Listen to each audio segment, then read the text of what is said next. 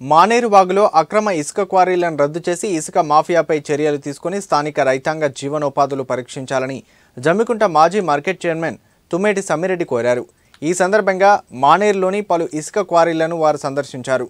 గత బీఆర్ఎస్ ప్రభుత్వం హయాంలో విచ్చలవిడిగా నెలకొల్పిన ఇసుక క్వారీల ద్వారా జరిగిన నష్టాన్ని గుర్తించి దాని కారకులను శిక్షించాలన్నారు।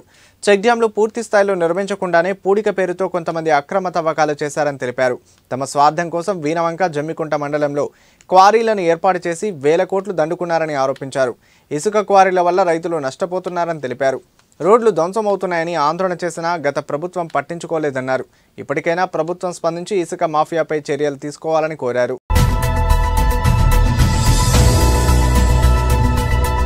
బంగారం కంటే విలువైనది గత 50 సంవత్సరాల నుంచి కాపాడుకున్నటువంటి ఈ మానేరు ఇసుక మీద కన్నుబడి తక్షణమే అధికారులను మేనేజ్ చేసి ఈ ప్రాంతంలో బాగా చెక్ డ్యాములు కడుతున్నారు। దాని పూడిక తీయాలనే ఆలోచనతో ఒక రిపోర్ట్ తీసుకొని రాంగ్ రిపోర్ట్ తీసుకొని ప్రభుత్వం దగ్గర ఒకటేసారి 8 క్వారీలు వేణుమంక మండలం నుంచి జమ్మికుంట మండలం వరకు ఈ కన్నుబడ్డది। ఎవరు కన్ను ఇంతవరకు గుట్టలు మాయం చేసిన వాళ్ళు జిల్లాలో మరియు భూములు కాజేసిన వాళ్ళు గుట్టలు మాయమైపోయినాయి। గ్రానైట్లో పర్యావరణం మొత్తం ధ్వంసం చేసిండ్రు। తర్వాత ఈ ప్రాంతంలో ఇసుక మీద మానేరు మీద కన్నుబడ్డది। మానేరు మీద పాల్పడుతూ ఎవరన్నా ఏందని రైతాంగం అడ్డు తిరిగి అడిగితే కేసులు పెట్టియడం, దాదాపు వేణువంక పోలీస్ స్టేషన్ పరిధిలో కానీ జమ్మికుంట పరిధిలో కానీ ఎన్నో కేసులు అయినాయి। చాలామంది మీద కేసులు పెట్టి